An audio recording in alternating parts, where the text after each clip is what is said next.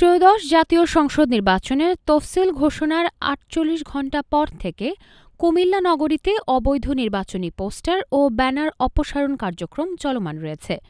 Comilla city করপোরেশনের উদ্যোগে আজ সোমবার টানা নবম দিনের মতো এ অভিযান পরিচালিত হচ্ছে। সকাল থেকে নগরীর কান্দিরপাড়, নজরুল এভিনিউ, রানীর বাজার, ধর্মপুর চৌমুহনীসহ কুমিল্লা কেন্দ্রীয় রেল স্টেশন পর্যন্ত বিভিন্ন গুরুত্বপূর্ণ সড়ক ও এলাকা জুড়ে পোস্টার ব্যানার অপসারণে কাজ করছে সিটি করপোরেশনের কর্মীরা। রাস্তার লাইটপোস্ট, দেয়াল ও বিলবোর্ডে টানানো অবৈধ পোস্টার খুলে নেওয়া হচ্ছে।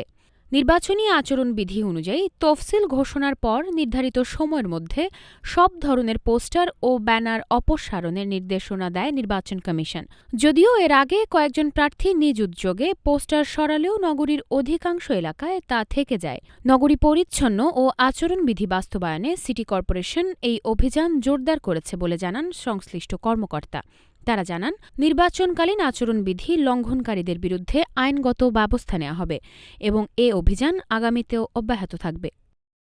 ব্যানার পোস্টার অপসারণের কার্যক্রম চলমান আছে আমাদের। এই অভিযানের অংশ হিসেবে আজকে আমরা